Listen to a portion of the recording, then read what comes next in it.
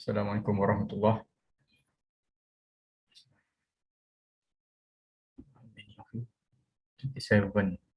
So ada a few still not here, but we will continue ya.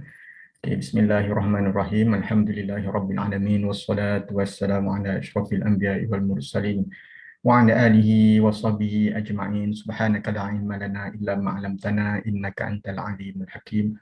Rabbi shrah li sadri wa yassir li amri wa hlul 'uqdatam min lisani yafqahu qawli, amma ba'd.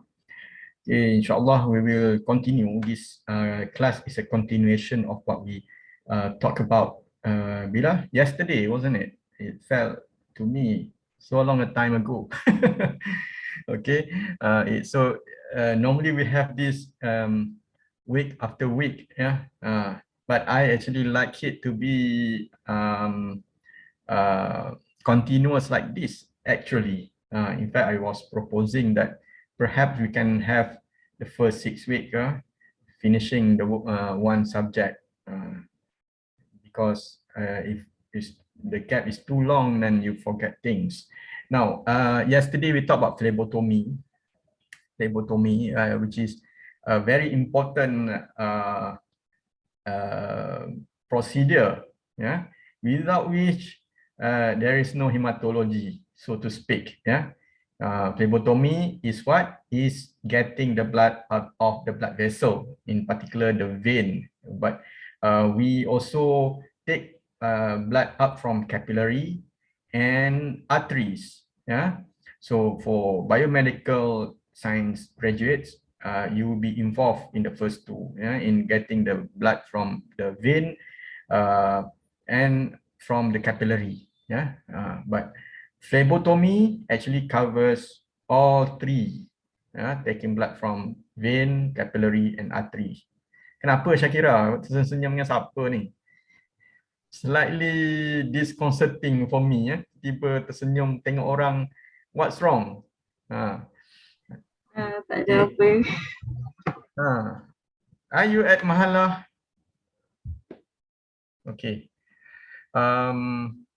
Okay, but the arterial blood sampling is preserved for the doctors. It is a much more how to say this, not delicate, but a much more risky procedure to do. Yeah, saya boleh tunjuk, tapi it's risky lah, because it has to be done at the wrist, and at the wrist, next to the blood vessel, there are also nerves. So for biomedical scientists and those who have certificate in phlebotomies, this is the reason, yeah, the risk taking and also the responsibility if there is something wrong medically. So we don't put this burden on others other than medical doctors. So it's reserved for medical doctors to do it. Although maybe anyone who has trained professionally, nurses ke apa yang special cases lah, they might be able to or being allowed to do the procedure. Now, once we take the blood, yeah, from the vein or from the capillary or from the artery, what next? That is the question. What is next? Okay. So blood has been taken into the vial. How do we process the blood? How do we use it in order to help us in diagnosing ataupun in monitoring? Kadang-kadang kita guna to diagnose, yeah, someone whether he has a sickness or not.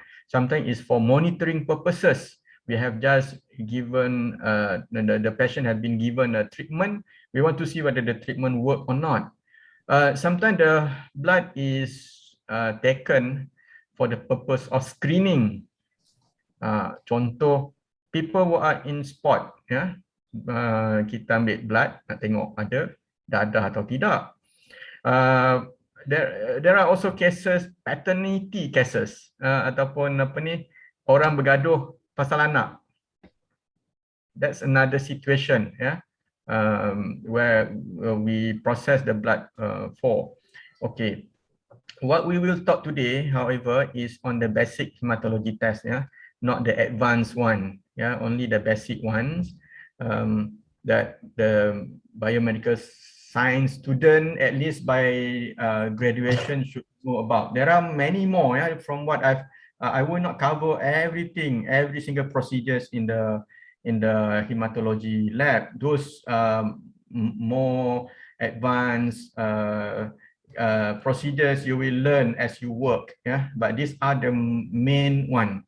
So oops, saya tak buka full. Alright, so the outline, yeah, for the lecture, itu pun I just put this, but we will not touch in the sequence, yeah, just what these are the things that we will touch, yeah. Again, the different route of sample collection, additional to what we have talked yesterday about the sampling containers. I will talk more, some of the common samples, special samples, hemocytometer, and then hematocrit measurement, yeah. You will these two, the 5 and 6, yeah, I put it as part of this lecture because we will have a lab session on it. Okay. So again, clinical lab is important for diagnosing disease, determine disease severity, monitoring patient response to specific treatment, etc. Diagnosis of any disease is first done by physical examination by physician. It is said that if the medical professional, they could get a good history from the patient, there is already 90% of the diagnosis, apa orang kata dah tahulah diagnosis tu apa, just from the history taking. Very important, yeah. But to confirm, then we have to do lab test, yeah. And some simple tests can be done as what we call POCT, point of care testing. Have you come across this word before?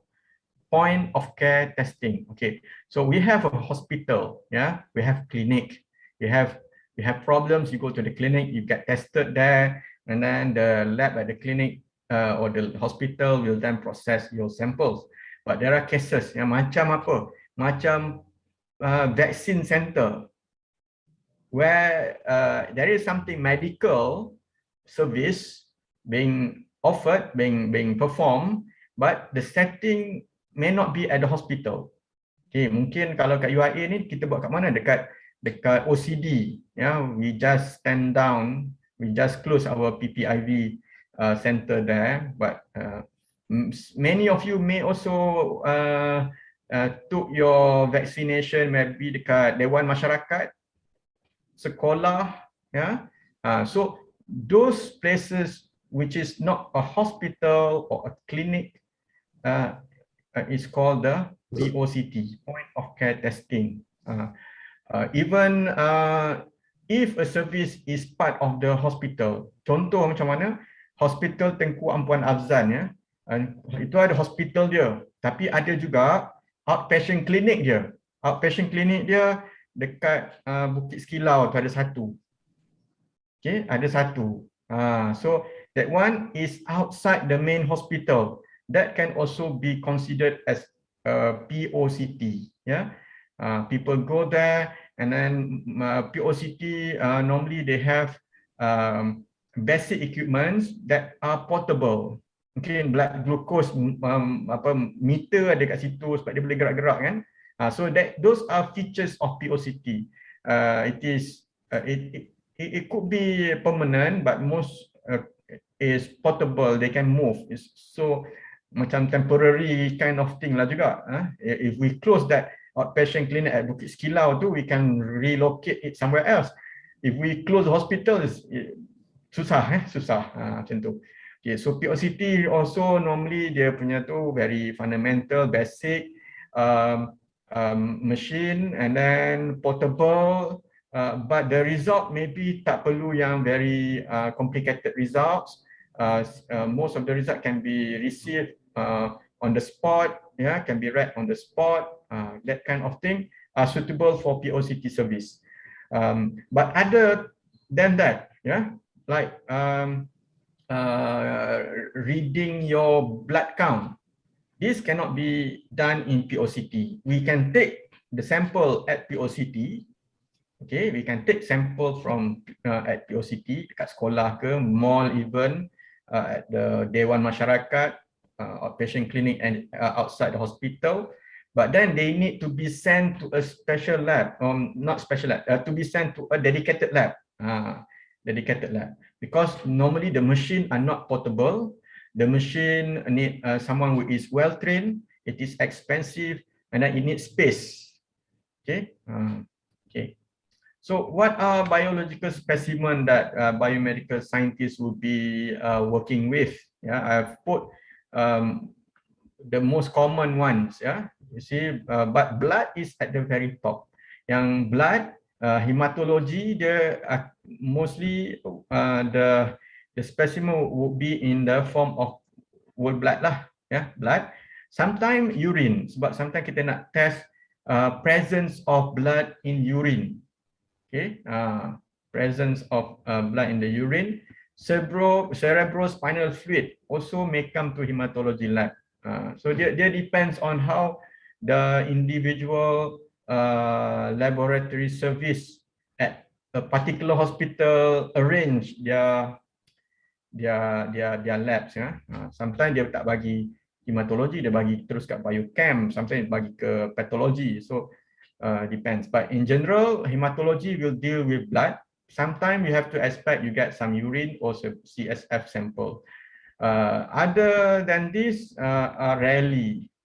Saya nak cakap tak, but takut juga ada 1-2 cases where we, tapi normally tak lah. Amniotic fluid, duodenal aspirate, gastric juice, gallstone, kidney stone, stool, saliva, synovial fluids, tissue specimen. Normally these are not processed under the hematology lab. They may give it to the pathology, for example. So again, on the arrangement of the labs, apart from hematology, usually there are clinical pathology lab, clinical biochemistry, clinical microbe, serology, blood bank, and then histology and cytology. Okay, now these are clinical lab tests that are normally carried out in the hospital. Complete blood count, lipid profile, diabetic profile, kidney profile, liver profile, bone profile, and electrolyte profile. So the hematology lab is important because although the main task is to get the complete blood count, sometimes we also want to know other tests, related tests like kidney profile test, and those results will give the medical team a comprehensive value, guiding them on how to manage their patient. Okay, so this is another form. Different lab will have a different type of order form. I've shown you before what should be on the form. This is the form to report the results. So it will be different from hospital to hospital. Ini saya just ambil dekat internet je ni, satu sampel from a US hospital. So more or less the data that you need to put in would be more or less the same. The institution, the time, the date, the name of the hospital, the name of the patient, date of birth, collection time, etc., etc., and then the full blood results. So what is normal, what is abnormal, if there is any flag. Normally these are the columns that the reporting form must always have. Then the unit, whether you are using the metric or not, and then the reference range. So kat sini kita tengok John Doe ni apa result dia. Okay, so if it is normal, we can put in the normal column 6.9. Tengok pada reference range ni. Okay. In some reporting form, dia tak ada normal abnormal, dia satu form je, dia panggil result je. Result, dan dia mungkin even flag pun tak ada, dia combine tiga ni, dia letak 6.9 tanpa asterisk, that means it is normal. But if there is an asterisk, 1.8 ni dia letak asterisk. Bila asterisk kita tahulah there is a flag, and when we read the reference range, it is outside the reference range. So itu pun boleh juga. It depends on hospital to hospital lah. And then maybe some comment can be put, apa flag key and then comment. Hemoglobin of 6.5 and hematocrit of 19.5 reported to Dr. Smith at 3:20 on the 2nd of October 2014 by whom? Peter. Okay, end of report. Okay. Sometimes ini contoh lain lah, test performed by biochemistry lab, sample is blood. So dia macam tu lah, dia depends on the purpose from that sample. So sometimes even though the sample is blood, kita share juga dengan lab lain because they may need to process and provide information from their perspective. The blood can give not only indication of how the hematology system is functioning, but also other system as well. Okay. So again, this is something which you have learned from first year regarding the blood composition. So just a recap. Remember that blood, if we put the blood sample on the table at the theory is that according to the theory, the blood will then separated into 3 layers. 3 layers. First, at the top is the plasma, and then we have a buffy layer, and at the bottom, the supernatant will contain mainly the cells. So this takes time. So what we have in the lab, we have centrifuge machine. Centrifuge machine is actually you have centrifuge machine at your home. Tahu ke centrifuge machine kat rumah? Apa dia, Haizatul? Washing machine, where you have something that spin the cloth and then with the water, etc. And then actually dia bila dia spin tu actually dia nak all the higher density materials, which is the filth, will go down and then dia akan basuh lah.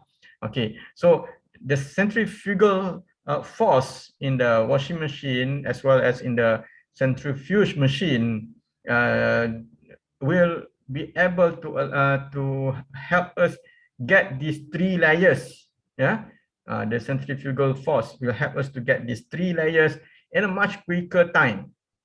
Simple je centrifuge machine tu, tapi boleh tolong kita, and the centrifuge machine that we have in the hematology lab we can run like hundreds of sample at one time. Tapi kekurangan mesin ni adalah dia tak boleh nak run sample 1-2 je. You cannot run only one sample. Okay, dia tak cost effective. That's why in the hematology lab we have to wait. Kalau kita ada 3 type of sample, satu yang very urgent, and then satu yang tak urgent, and then another one is what we call routine. So for the routine one, we will wait for, katalah mesin tu nak 100. So maybe kita kata kalau dapat 80 je by 10 o'clock in the morning, kalau we reach 80 and that is the maximum we can get in the day, then we run. Tapi kalau tak reach, maybe we have to wait some more lah. Maybe wait for the next cycle at 2 o'clock before we run. Macam tu.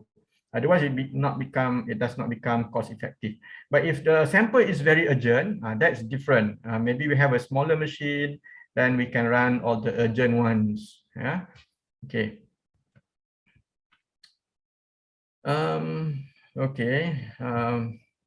So blood analysis. We talk about the sources.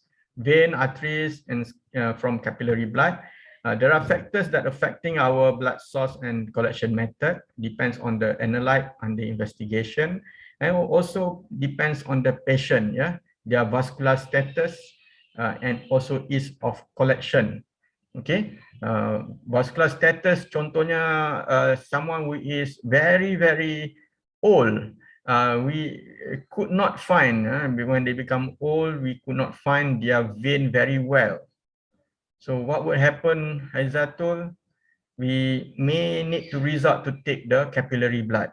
Okay, patient who are very small kid, yeah, also we take the we use the capillary blood. Yeah, we penetrate at the heel, for example, for newborn to get because it's difficult to get vein from this kind of people. Also, ease of collection will guide us in which source we want to use. Collection method we need to have a syringe, evacuated tube with additives and some with separated gel, and also intravenous line can also be used to get blood. Now, testing can be done on whole blood, serum, or plasma. Yeah, and choice would depend on the number of factors. The routine hematology test will require the use of the whole blood. Also depends on the instrumentation for analysis.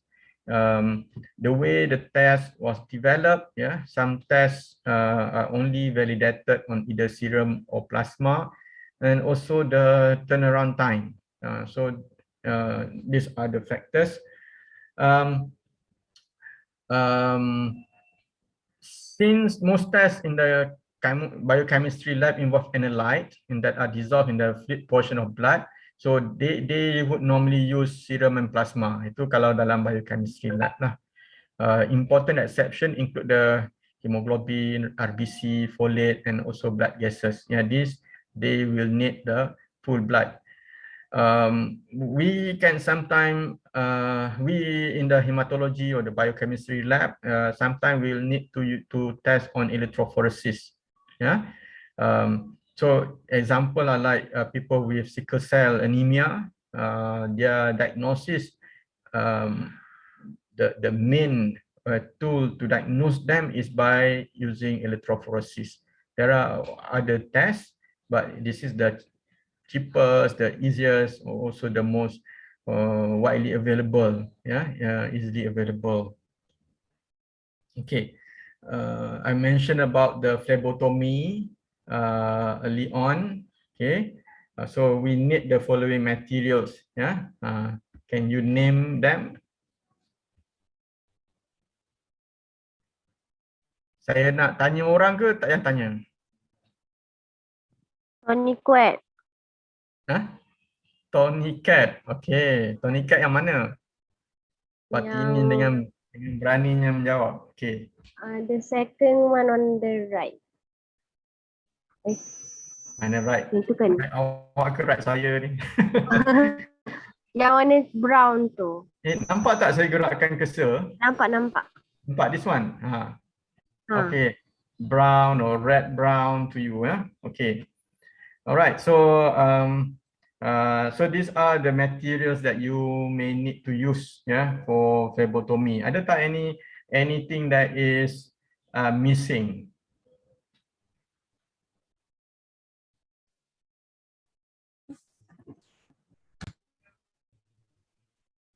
Blood tube.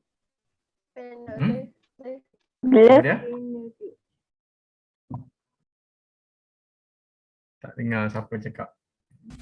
Blood tube. Blood tube is not here. Very good. Kalau vacutainer tu tak ada. So good.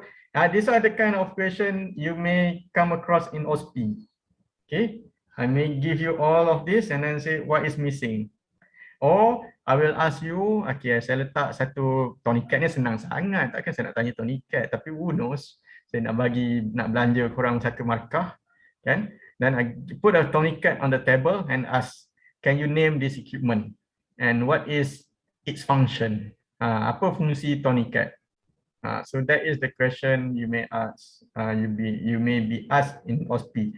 Okay, OSPI ni if you can do the OSPE, okay, and sometime in the future you want to take a certificate assessment, and nak dapatkan sijil, panggil apa?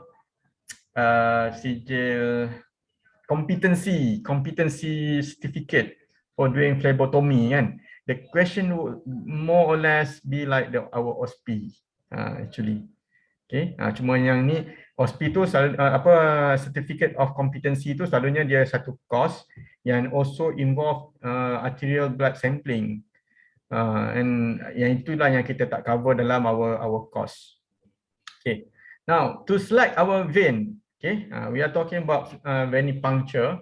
To select our vein, there are three main arm veins that are used. Okay, this is what we call the cubital fossa, anti-cubital fossa, ya, dekat sini.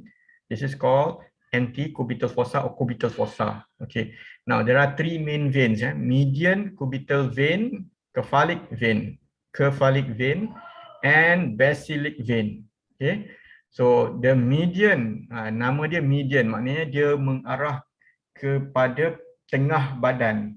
Okay, so it called median cubital vein because it is easily found in the cubital area. Yeah, so median cubital vein, here dia tengah-tengah antara banyak-banyak ni, dia juga tengah-tengah and towards the median area of the body. So that is the most commonly used because it is big enough. Yeah, it's big. It is sebab bila dia kat tengah-tengah antara macam ni, you can imagine that it does not move so much, yeah, compared to others. Dia duduk kat tengah-tengah macam tu, kan. So dia sort of stable in term of its position. When we put in our needle, it will not move much. And then it is also in the anticubital area, which in term of the convenience, for any particular person, dia kat situ memang most convenient.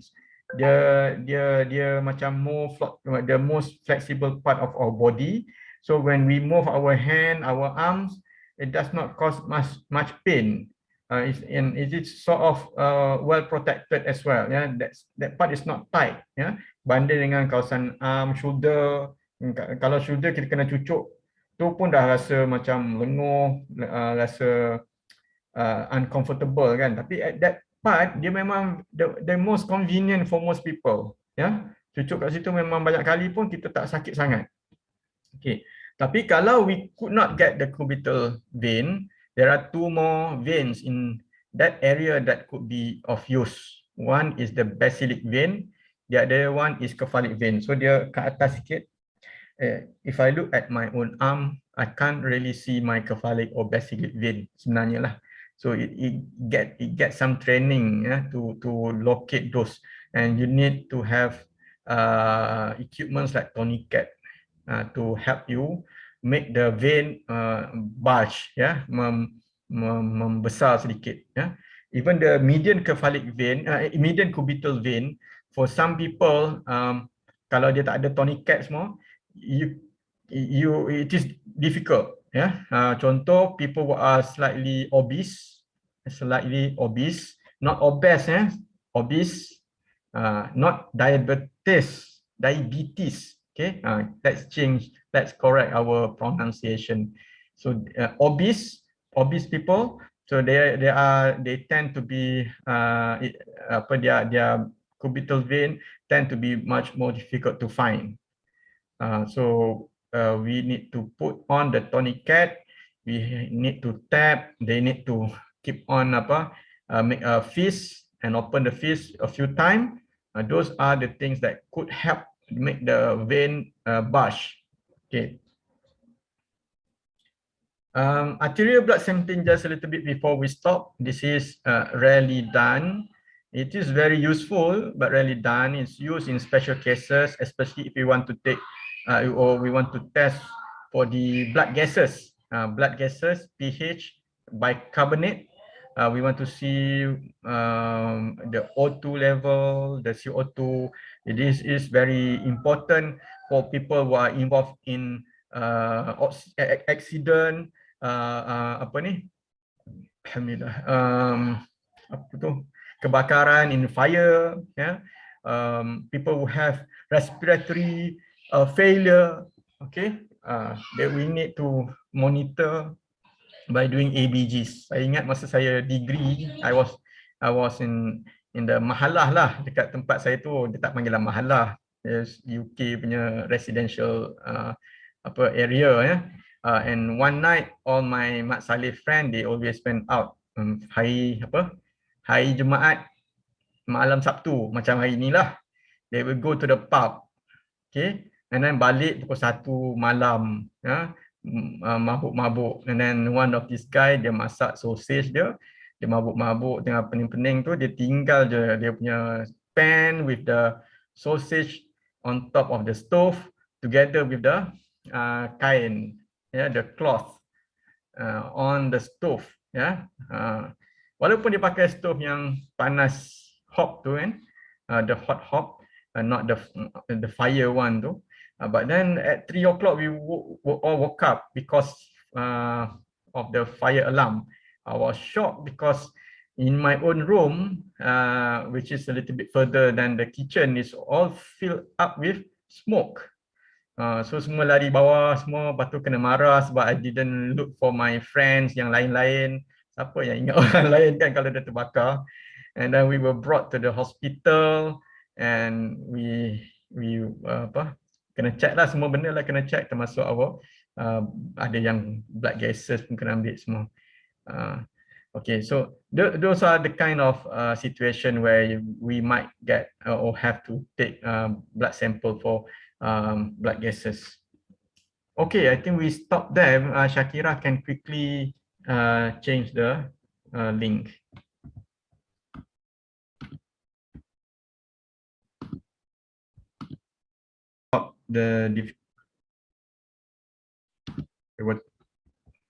We were talking about the different type of places where we can get our blood sample, the different type of procedures. Now, when we get the blood, okay, it is in the form of whole blood lah, okay, but we then can do some other processes depending on the final need of the sample. So whole blood specimen, this must be analyzed within limited time because some risks that the cells will lyse, and then if they lyse, this will change the concentration of analytes in the potassium in the sample. Sebab dalam sel tu sendiri dia ada dia punya kandungan potassium, phosphate, and other enzymes. So we don't want that to disturb the sample. Also, some cellular metabolic processes will continue as we keep the sample, and will alter analytes concentration like glucose and lactate. So the aim is to process as soon as possible. That's the rule of thumb. So at Sls Method, for example, they take samples from patients early morning. Early morning tu pukul berapa? Dalam pukul 6 sebenarnya. Because they want to catch the processing time by 9 o'clock, tak silap saya. Nanti korang intern kat sana, korang tahulah bila dia orang ambil semua tu. So don't worry, 5, 6 ni doctors yang ambil. Kat lab, masuk kerja pukul 8 tu, then you process lah. And then you get the blood sample, process, dapat result, and then you can send to the medical team. But the point is not too long, 6 o'clock kalau dia start ambil dalam pukul 5 ke 6 tu reasonable because they also need time to send to the hospital, to the lab. So by 8 it's already there. And then we group all the samples together for that morning, can run the sample, will take some time lah. Kalau ada 100 sampel contohnya, will still take some time to allow the machine to process and then print out the results and then key into the system and allow the medical team to read.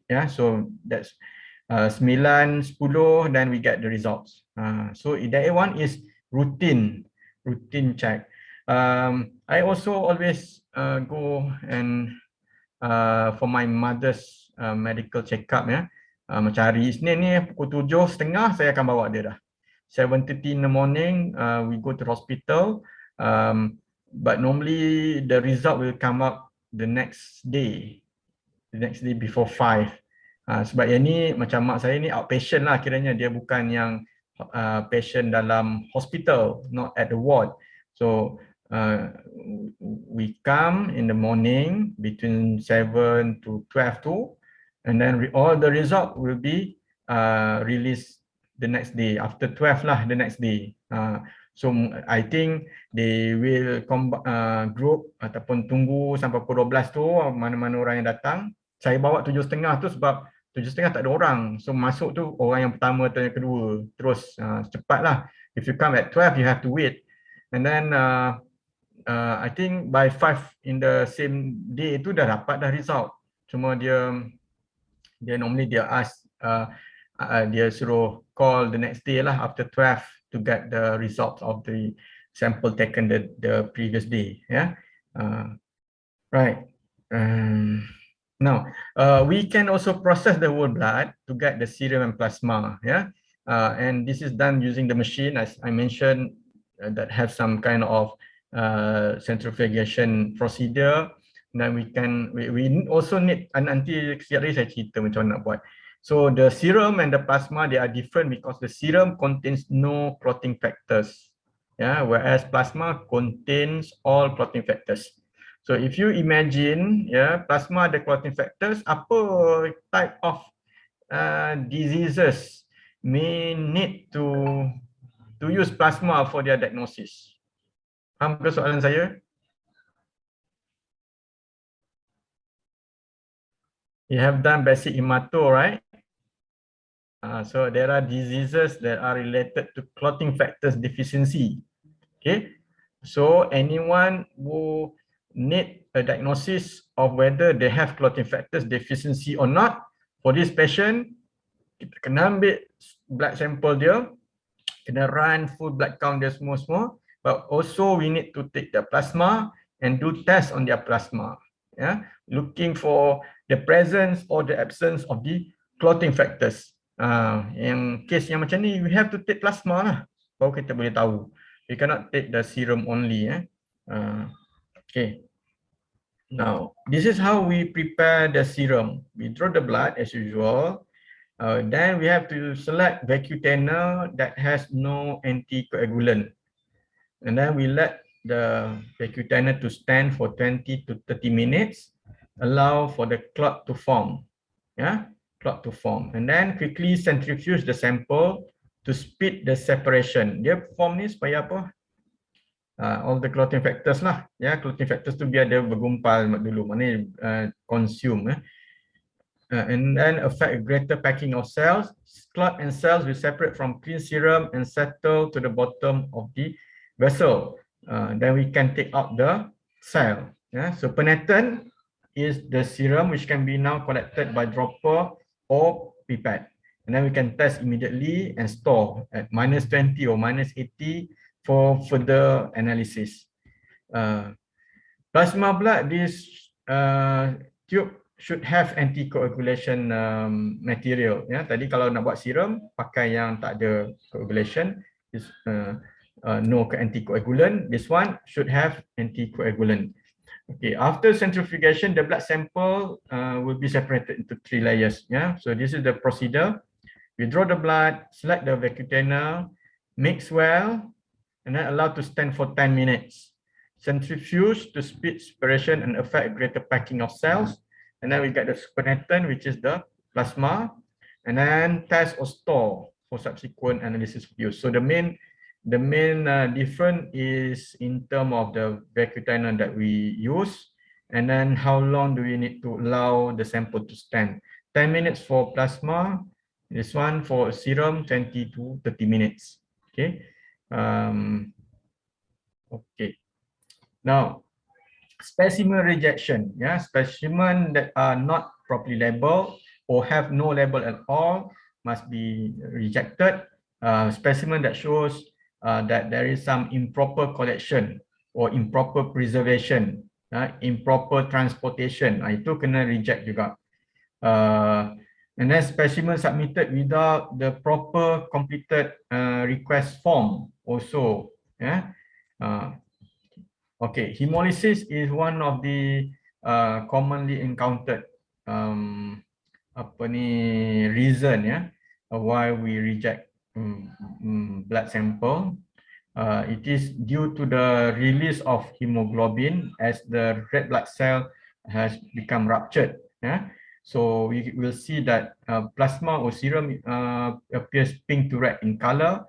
The effect of hemolysis is the elevated potassium, calcium, and phosphate level. So can occur due to sampling, transporting, and storage. Transport and storage, whether it involve heat, too hot or too cold. And we classify the different level of hemolysis in very simple term. Just write H plus or H plus plus or H plus plus plus. So H plus, if we see that there are hemolysis, but maybe just slight hemolysis, we then denote H plus, and depending on the purpose of the test, we may still allow or tolerate the hemolysis and run the process. But for H plus plus and H plus plus plus, we do not accept at all. So this need to be documented in any way. Katalah kita buat H plus, kita accept, kita buat, because this is subjective. So and then the result come out and we feel that maybe tak berapa nak okay result ni, and then but we have documented, then we can tak apalah, in term of auditing is okay. Okay, significant effect of hemolysis. Okay, so as I mentioned, significant increase in potassium, magnesium, phosphate, calcium tadi. Nanti saya tambah itu. Okay, why hemolysis? Changes in serum color indicate one of the following. So kalau serum appears pink to red, the hemolysis ni kita nampak dalam serum lah. This is due to hemolysis. If the serum appears yellow, this is due to high amount of bilirubin. And if the serum appears milky, kalau dia macam kesusuan macam tu, or terbit macam keruh, and depends on how you look at it lah, keruh ataupun milky, and then this is due to high lipid. Kalau kita ambil whole blood, kita tak tahu. Normally kita tak nampak lah whole blood. Ini I'm talking about the serum. Okay, another reason why changes could occur to the quality of the sample is due to prolonged venostasis, where the flow of blood is stopped too long. Normally sebab ada tourniquet yang terlampau lama, tourniquet yang terlampau lama. Prolonged venostasis, maknanya in the vein the flow has been stopped more than the time that we should allow it to stop for the purpose of phlebotomy. So when this occurs, small molecules, water and ions are forced up from the blood vessels, and larger molecules are concentrated. Dia akan keluar daripada blood vessel kita tu. So menyebabkan concentration of proteins, iron, cholesterol, bilirubin also increase. So bila kita run, suddenly kita nampak result ni, there is a hyperbilirubin value. That can occur. Padahal dia sebenarnya the patient has a totally normal, tapi because of the prolonged venostasis. Okay. The effect of posture can also affect the results. Okay. Moving from lying position. Dia katalah di atas katil, lying flat. That is what we call lying or supine position, and then move upright. Kita suruh dia berdiri ataupun dia terus duduk tepi katil. That is upright lah, bagi badan dia tu upright. Okay. Especially if this is done abruptly, will change the the blood pressure becomes lower. Some people, even when they have this abrupt position movement or position, they become hypotensive, dia terus pening. So a lot of physiological changes occur when there is a change from one position to another. Okay, so in terms of the blood volume, the change that occurs that the blood volume drop, in of about 700 ml from the upper part of the body.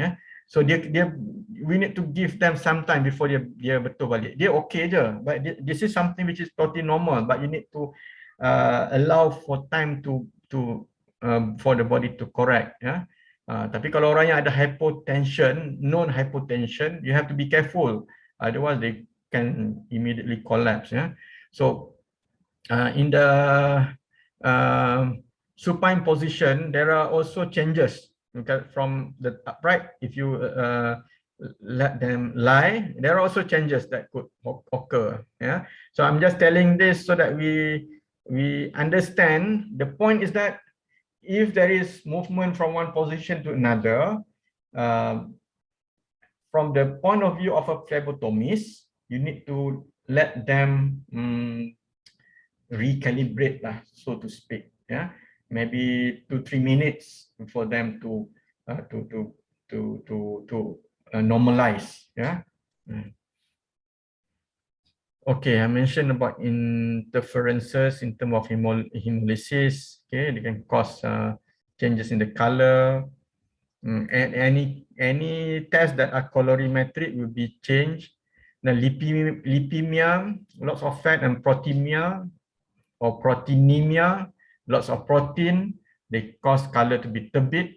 And any test that are colorimetric, maknanya dia tengok change in the color tu, not color of the blood, but the way the test is measured is based on change in the color. Or turbidometric, the test apa ni, analyzed based on the turbidity of that particular solution, then it can be affected as well. Okay, there are also what we call the human anti-animal antibodies. Okay, occurs in individuals that have been exposed to foreign immunoglobulin. Then it can cause significant increase or decrease to the result of the immunoassay-based tests, since all the tests will utilize animal antibodies, especially the mouse. So if we suspect that this is what is happening, then we can perform a dilution test and determine if this is occurring. Okay. All right. Any questions so far before we move to the next part? We will talk more on the blood collection tube.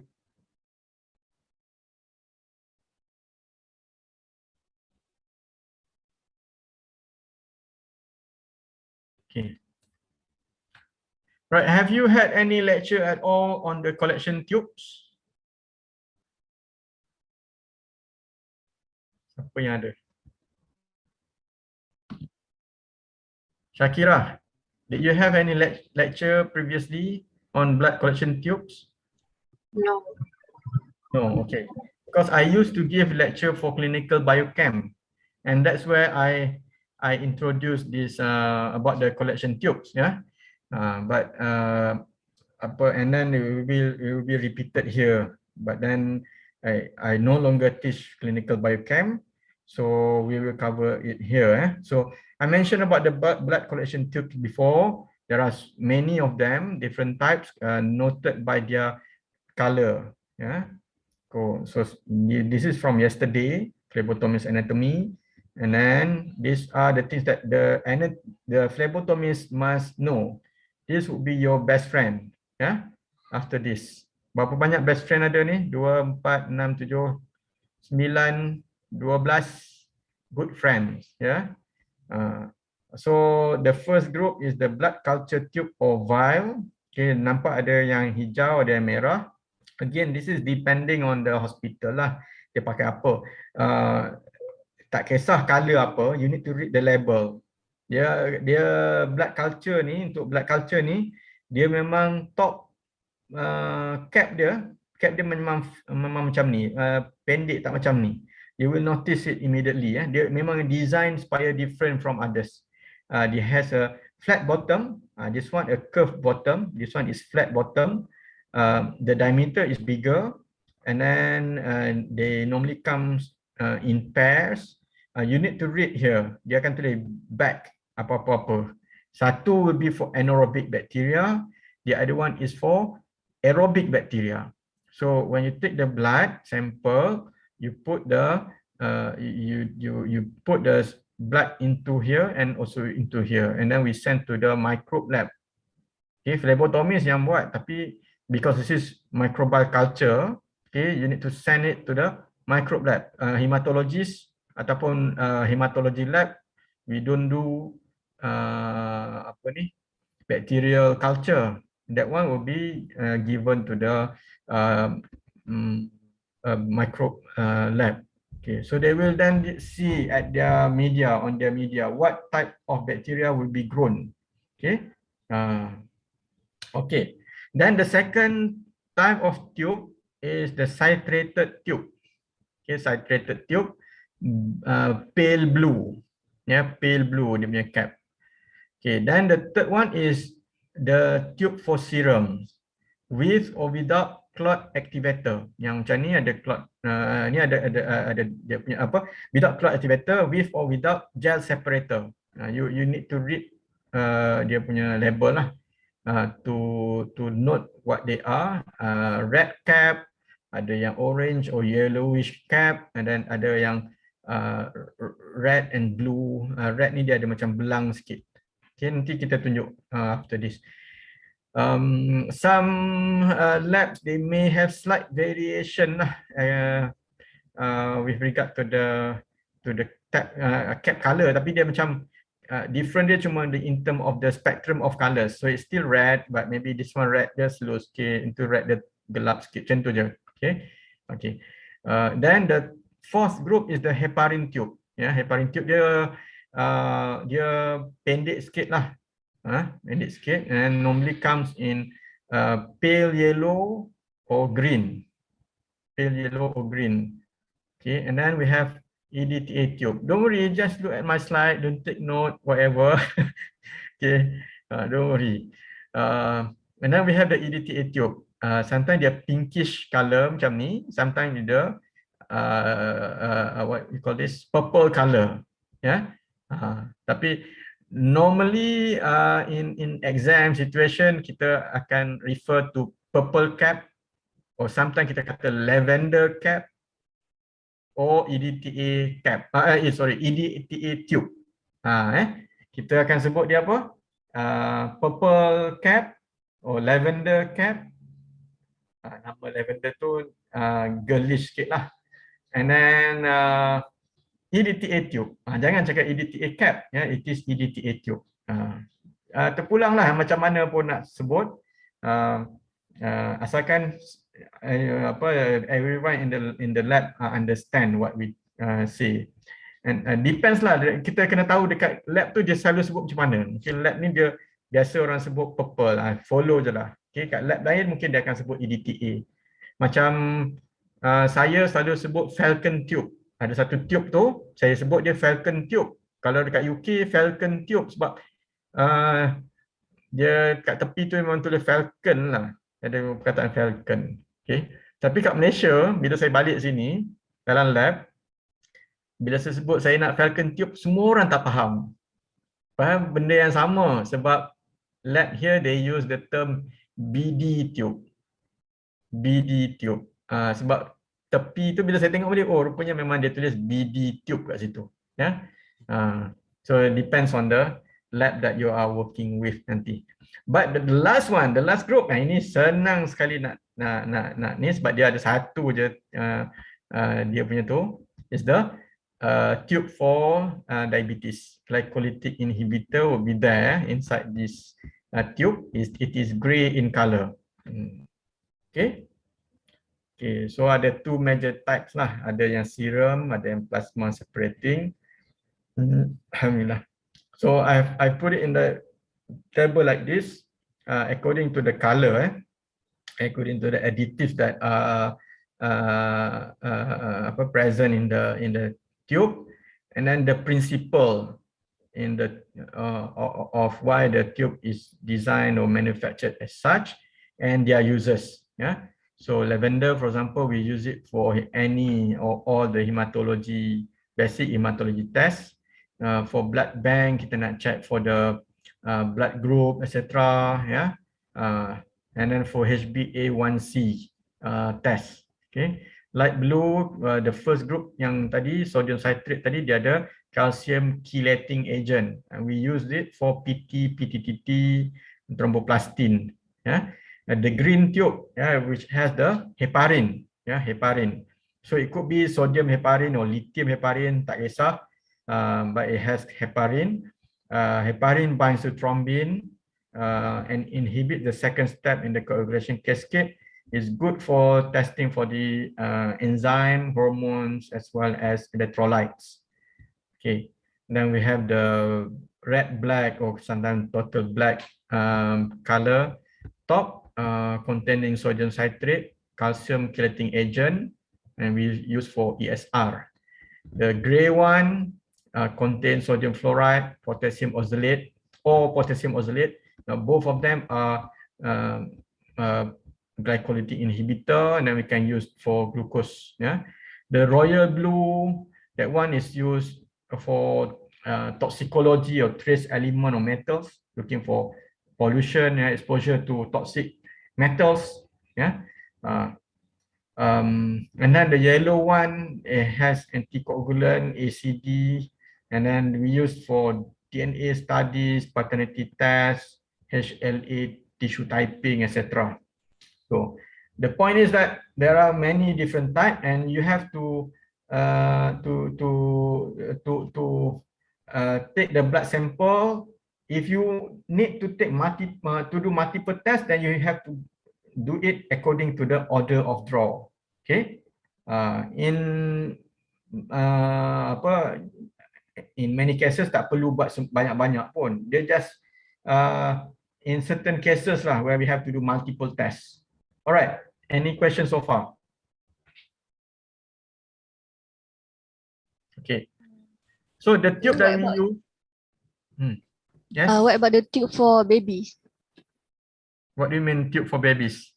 Are they the same with the one for? It doesn't matter the type of patient.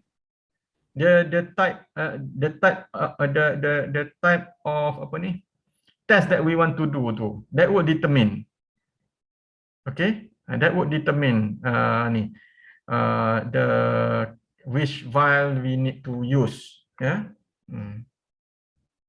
So the tubes that we use is called the vacutaneous or evacuated tubes. They have negative pressure, which means that once you press the syringe into them, the vacuum will suck in the blood. Yeah, and it's easy to use, very sterile. Universally used color-coded rubber stoppers. Contain various anticoagulant depending on the type of function or the type of test that we want to carry on. Okay, and they may have additive for specific tests. Like if you need to do the glucose, then they have a different one. It's not similar. The gray one is not similar to the EDTA. It has something the oxalate to help testing for the glucose. Okay. So this is an example of the serum separated tube. Yeah, this is the separated tube. When we put the sample in, then we see there is a separator gel and then the serum at the top. This is after 10 minutes or 20 minutes tadi. Kita ambil, kita masuk dalam ni, then we leave it for 10 minutes, yeah, so that we get the separated separation macam ni. Yeah, we put it in the centrifuge tube, and then we get this this separation. Then we can take the serum. Okay. So collection tube again. Yang the following slide just show the difference in terms of the how many minutes do we need to process them, yeah, to get the result, before we can process to get the result. So for the red top tubes, we need to allow 10 to 15 minutes to allow the blood to clot before we then centrifuge. This is the yellow tube, or we call it gold tube, boleh juga. Sometimes dia datang macam ni, dia ada apa, yellow, orange and some black splash top, yeah, but it's the same thing, yeah. And then we have the gray one, okay, the green for metals mainly, lavender tube or EDTA tube, light blue, royal blue or brown, again for metal. Okay. All right. Anything? Any questions so far?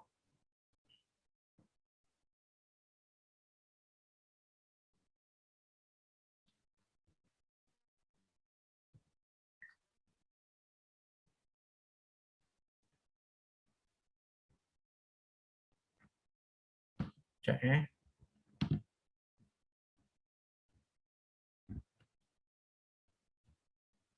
Okay, we have 10 more minutes, so I can carry on if there is no question. Okay. So what basic hematology test do we normally run? Yeah, so the complete blood count or the full blood count. Yeah, that we will talk about this first. CBC of FBC depends on the lab how they want to call it. Will include the counting of red blood cell, white blood cell, as well as platelet, and also include hemoglobin concentration and all the red cell indices. Okay, red cell indices. So specimen use is whole blood. We don't centrifuge. Maknanya apa? And it will be anticoagulated with EDTA. So what cells, red cells, are counted per unit volume of whole blood. So this is the I will give the reference range that I want you to use for our assessment purpose. Okay, sebab dia memang ada slight variation from books to books pun ada slight variation, from hospital to hospital, country to country, but it more or less about the same, ya. Tapi saya akan bagi satu, apa-apa pun kita akan cakap guna that reference range. Okay, so unit volume, they may be in cubic millimeter or in terms of microliter, yeah, metric or cubic. Okay, SI unit. And other hemoglobin and red cell indices will include hematocrit, okay, the MCV, mean cell corpuscular volume, mean cell hemoglobin concentration or MCHC, mean cell hemoglobin content or MCH, and then red cell distribution width or RD. In the past, these are all counted manually after we know the RBC count, and we then put in in certain formula, and then we get the indices. Okay, so hemoglobin concentration, this is expressed in grams per deciliter or grams per 100 liter. Okay, we have a few methods to analyze hemoglobin concentration. One of the methods is the cyan math hemoglobin method. So we mix the solution with the blood. The solution contains potassium ferricyanide and potassium cyanide. Okay, so the ferricyanide will act with the iron in the blood and to form the cyan math hemoglobin, and then we run it at 540 nanometer. Okay, so the heme iron in the blood, which is in the ferrum 2+, it will be oxidized, become ferrum 3+, yeah, will be oxidized. So the meth hemoglobin that is formed due to this reaction will then bind to the cyanide. That is the principle behind the cyan meth hemoglobin method. So this is recommended method by the International Society for Standardization in Hematology, because we found that all forms of the hemoglobin will be converted to the cyan meth hemoglobin. The color is also stable, and also there is standard that are available from WHO for comparison. The disadvantage is that the cyanide is poisonous, and we avoid getting direct contact with them. Yeah, so there is a strong emphasis on not pipetting by mouth when we use the potassium cyanide. The blood must be diluted and must stand for some time to ensure complete conversion. And if there is turbidity that occur with the blood sample, then the method would be disturbed, so it will affect our result. So must ensure that there is no turbidity that occur. Okay, so this is the method. We use what we call the Drapkin's solution, prepared at pH 7 to 7.4. RBCs are first lysed, and then 5 ml of this Drapkin solutions is added to 20 microliter of blood, mixed by inverting gently. Always in hematology lab, we mix in this manner, yeah, pushing atas bawah, but not too vigorously, yeah. And then allow to stand for 5 minutes, transfer to cuvette and read with the micropipette reader, or apa ni, the photometric machine at 540 nanometer, and then take absorbent of the standard solution and then compare. Okay. So some of the solution that we use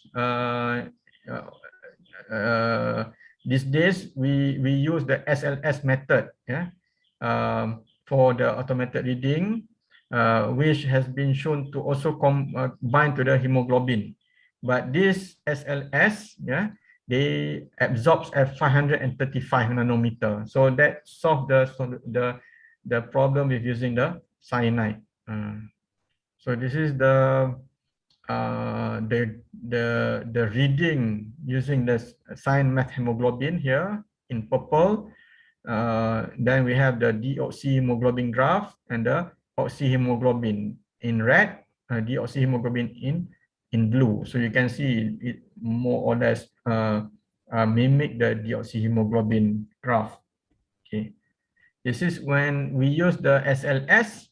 Okay, it more or less similar to the cyan meth hemoglobin, the kind of graph that is being generated. So it is considered to be okay to use the SLS. Okay, I think we stop there. Yeah, Shakira.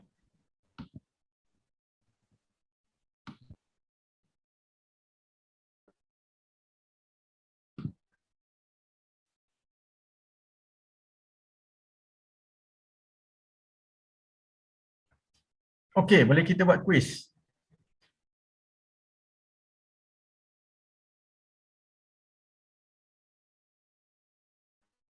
Boleh buat quiz.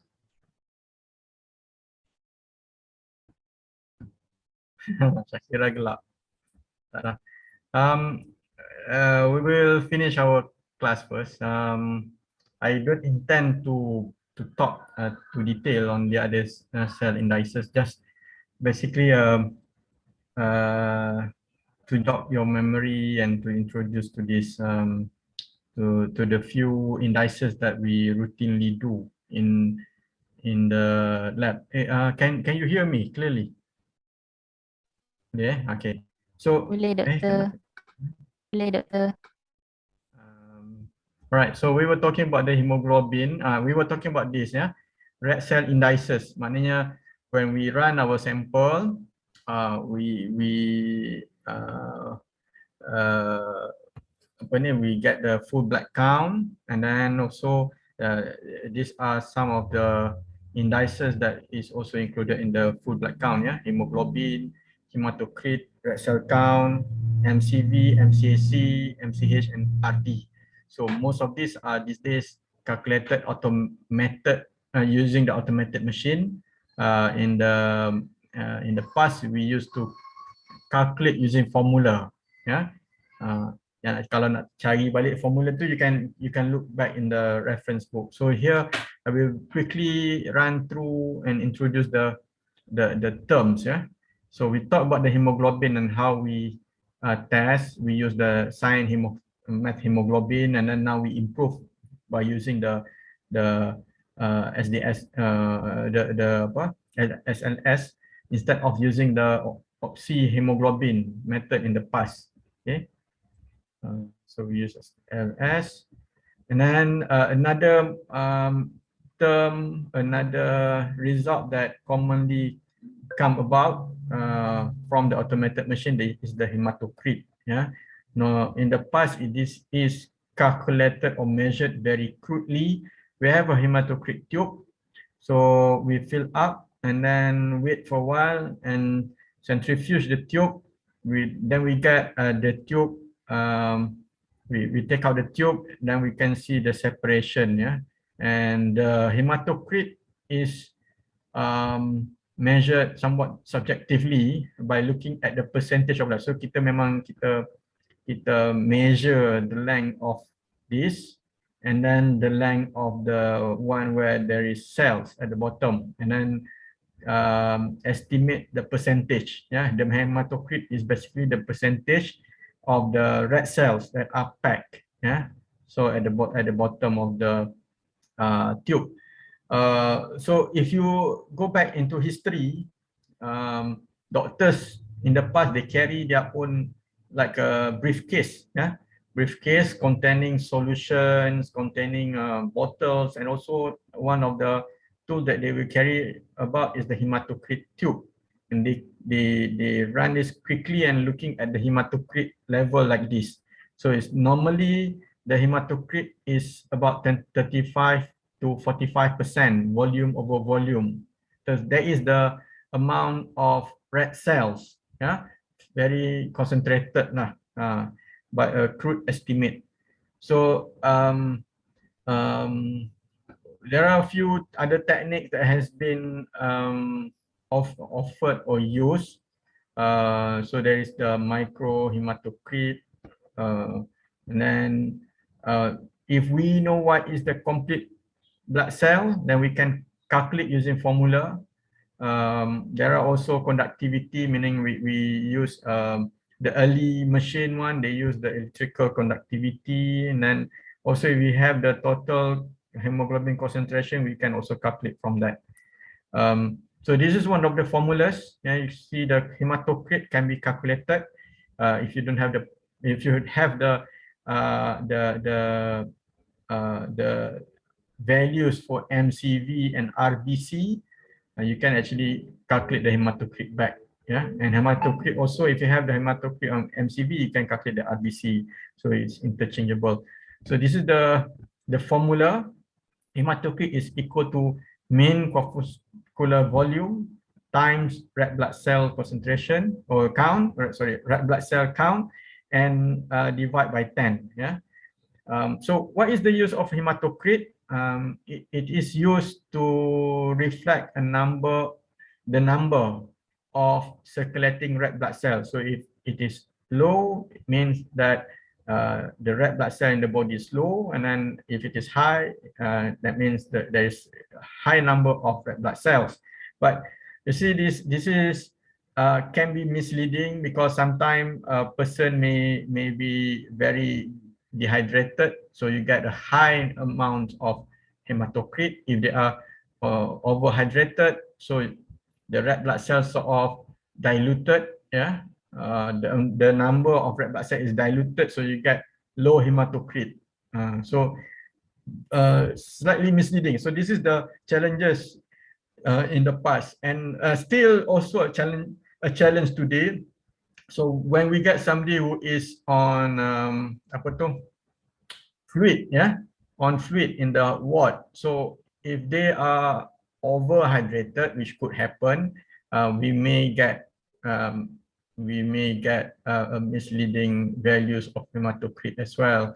And if they are involved in accident or something that is very hemorrhagic, condition which is hemorrhagic, so they can lose a lot of volume of water, or they do not get access to water for some time. These are all factors that have to be taken into account. They are still a challenge today, and we need to know the history of the patient well. Okay, so if the hematocrit is low, it can give us an indication,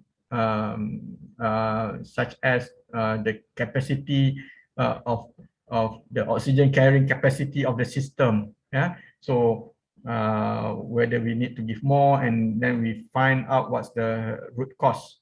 So example of condition that can cause low hematocrit.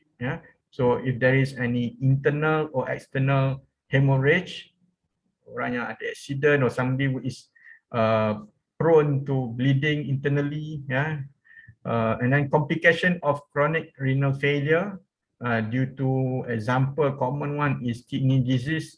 When you have kidney problem, one of the main things that you need to monitor is the level of the blood, because kidney, they produce erythropoietin, which is a hormone that stimulate red blood cell production.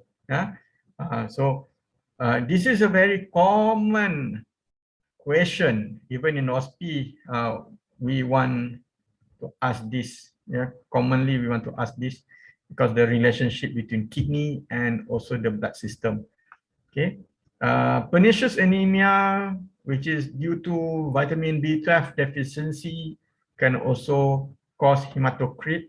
Okay, if you look back at the formula just now, here MCV times red blood cell per 10. This is the value that we can get. We calculate for hematocrit. Okay, so basically anything that affect MCV values will also affect hematocrit. Anything that affect RBC, red blood cell count, will also affect hematocrit. So RBC is related or influenced by the kidney function, the erythropoietin level. So that can cause reduction in the hematocrit. The MCV, this is interrelated with the B12, some other deficient or not. So when there is a B12 deficiency, there are a number of causes of B12 deficiency. One of the commonest is the pernicious anemia. So you can also get low hematocrit. Other causes, hemolysis, autoimmune diseases, and bone marrow failures. Okay, high hematocrit. Okay, examples of condition is severe dehydration due to burns, diarrhea, and even excessive use of diuretics. Okay, like people who are who have heart problem, for example, they are often being given diuretics, and that can lead to high hematocrit. It's totally innocent reason. People with heart condition, they are being given the drugs. That's why they need to do checkup from time to time. And then erythrocytosis, where there is an excessive production of red blood cell. Polycythemia vera, where there is an abnormal increase of the production of red blood cells. Hemo Hemochromatosis, due to inherited iron metabolism disorder. A lot of disorder, they cause a decrease in red blood cell, but due to the low number of red blood cells, this stimulate the bone marrow to produce more red blood cell. and the red blood cell that are being produced sometimes are immature or deficient, and then because of the increase in the production, then we get a high hematocrit.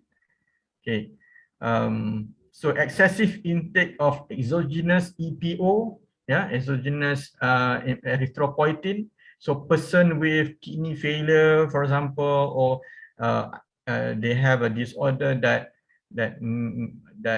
is affecting the kidney, and then they cannot produce it well. So we give them exogenous EPO, and because of that intake, we want to treat something else, but it causes something else, or it causes, in this case, a high hematocrit. So the point is we cannot read a value from a test that we do without understanding the patient.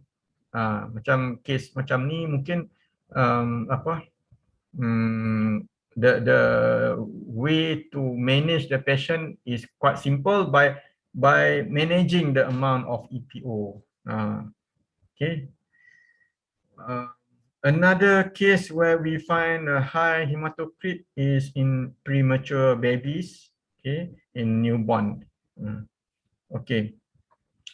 So I mentioned about the red cell count. So this is the normal value, 4 to 5.5 times 10 to the power of 6. Nanti saya akan betulkan ini. Okay, so this red cell count is red cell per microliter of blood. Red cell count. This is different from hemoglobin, hemoglobin. Red cell count is the number. It does not mention. It does not tells us about the quality. Just the quantity. Okay, the quality is different. The quality of the red cell in terms of the size is different. MCV will tell us about about the size. MCV, the size of the cell of the red cells. Hemoglobin level will tell us about the hemoglobin, the content of the red cell. So the red cell can be prevalent, high number, but the quality may be compromised due to lots of factors. Okay, MCV. This is MCV to illustrate. MCV ini red cell volume. The underlying word is volume. It's not about the number. It's about the volume. How big is the individual red blood cells? They are expressed in femtoliters, FT. Okay, low MCV is termed microcytic, and high MCV is termed macrocytic. Very huge cell. So microcytic.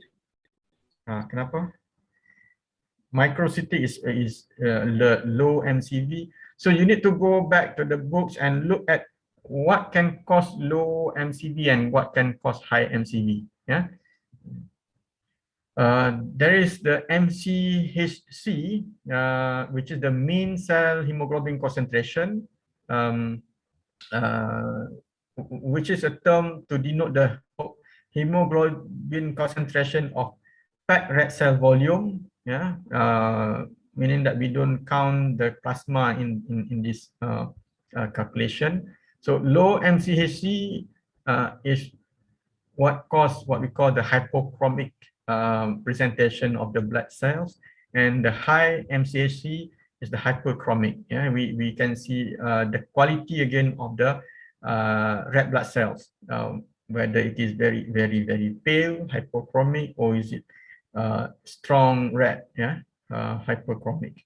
So it indicates the presence of the hemoglobin. So these are the indices of the red cells that would be printed out from the machine, and then you don't have to count again, but they are very important. Although we depend on the machine to provide, but you need to know the significance of each of these indices. And we have another one, MCH, the mean cell hemoglobin, which is the content of the hemoglobin, the red cells in picogram. Another important indices is the red cell distribution width. Yeah, so looking at the variation in the red cell volume. Yeah, so if we know the MCV, then we calculate for about one standard deviation. So that is our red cell distribution width. Okay. I think yeah, the last one here. This is just the list of common formulas that we use to calculate MCV, for example, for hematocrit. So you can interchange. Hematocrit is back RBC times MCV time divided by 10 that I mentioned in the beginning. The MCH, if you have the amount of hemoglobin and RBC, you can recalculate the MCH. This is if you want to recalculate manually. Okay, so those are the important indices, the common indices. Yeah. So to end the class, I just want to reiterate the fact that samples can be taken from several sources.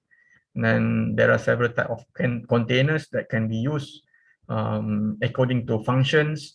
Of course, if you have babies, like just now you were asking, the color will be similar, okay, but maybe the type of vacutainers too, we use a smaller vacutainer for babies. That's all. But in principle, the color coded scheme is similar.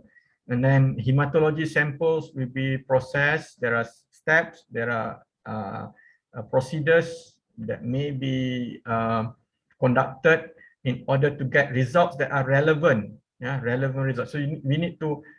That's why we need to see the order form. Why is it, and what need to be done? Yeah, and whether they are suitable or not, etc. Okay, so methods, manual or automated. These days, of course, in the lab in Malaysia, we use automated machines, but never forgo the formulas. Yeah, please be prepared to be able to count things manually.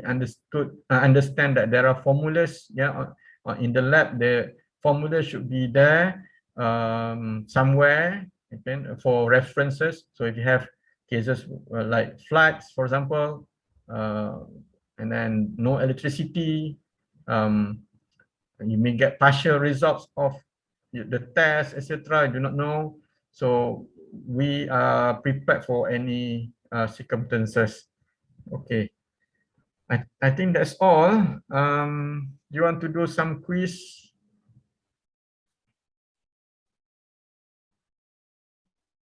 Kampung apa? Tempat suku.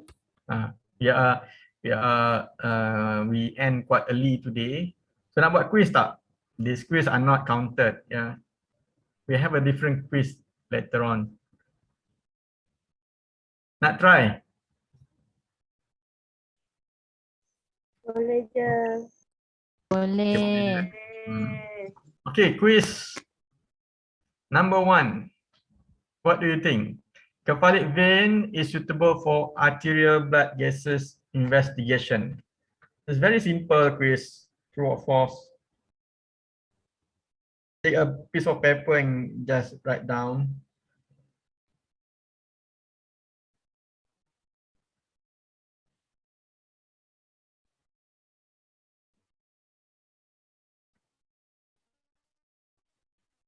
Okay. If a serum appears yellow, we are talking about serum. What does it indicate? Is it an icteric or lipemic sample?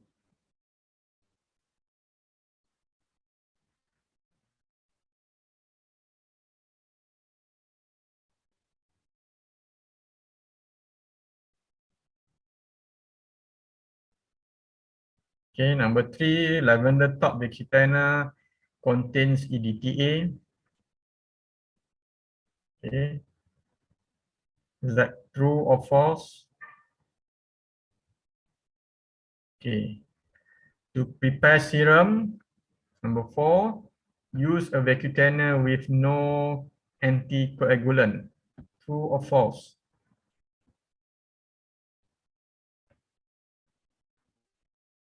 Number 5, again to prepare serum, sample must be left standing for 20 to 30 minutes for clot formation, followed by centrifugation. True or false?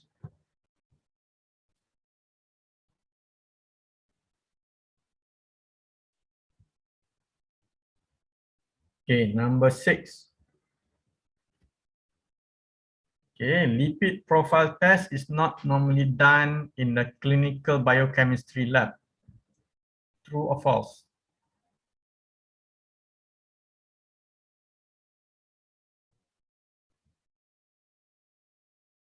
Number 7, electrolyte test is useful to check kidney function.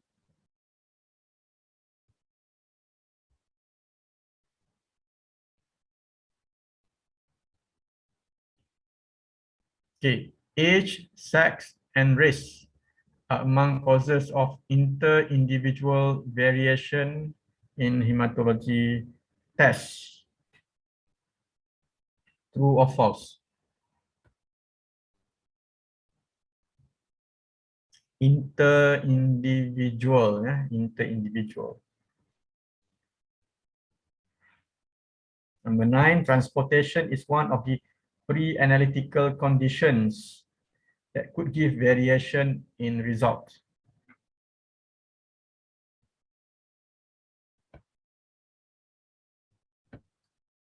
Okay, number 10, list the use of each tube.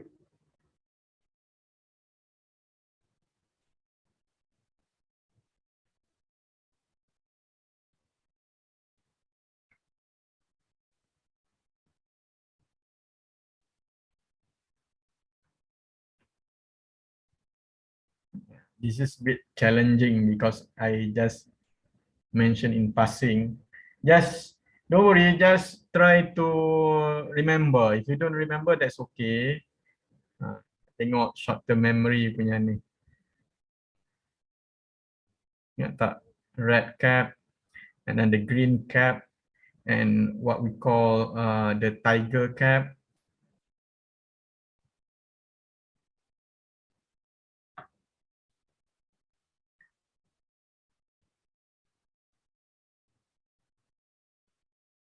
Okay.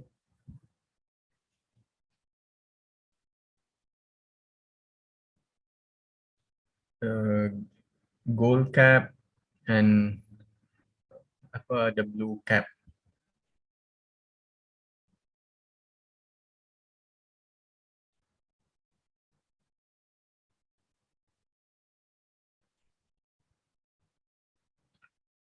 We have this cap in the lab when we do the phlebotomy. Nanti kita akan tunjuk. And they may appear in the OSP as well. Maybe 1 or 2 questions asking about their name, function, maybe certain criteria, macam the tiger cap tu dia ada gel separator tu kan. Okay, number 11, POCT. We touched quickly on POCT. 11 and 12 is on POCT. Number 11, POCT is needed for the production of quick and immediate results. Allah. True or false? Just answer true or false.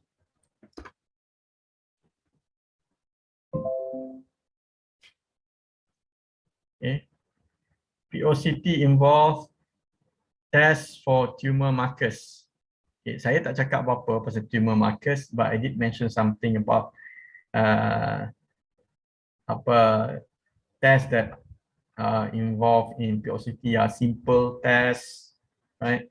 Tests that are not too advanced, tests that are routine, those are POCT lah, simple to do, etc. If you think tumor markers, tumor marker tests are like that, or Does it need to be sent to a specialized lab? Can we do tumor markers testing outside hospital? So kalau tengok blood donation drive is done in the center of the mall contohnya. Can we do the same for tumor marker testing? Siapa nak buat tumor marker testing, come here. Semua orang boleh datang buat sekarang. Will that be suitable for POCT? Okay. Test performed in a hematology lab involve those used for screening purposes.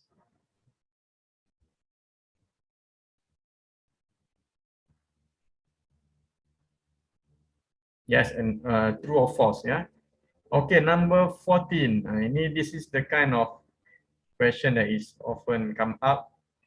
This type of tube is used for what measurement?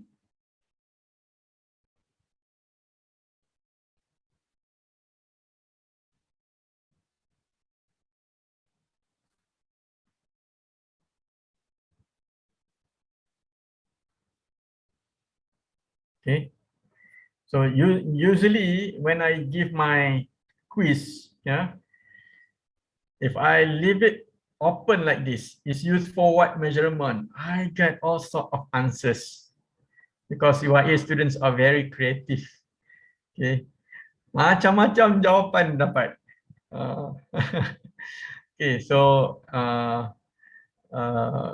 these days I tend to give like A, B, C, D lah. So more objective, easy for me to mark, and there is no argument. Lagi tak lepas 14 ni? Oh ada. This tube contains what? Which bind to calcium to inhibit what?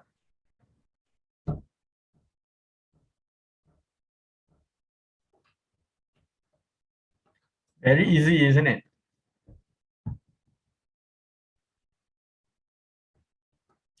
Okay, that's the last one.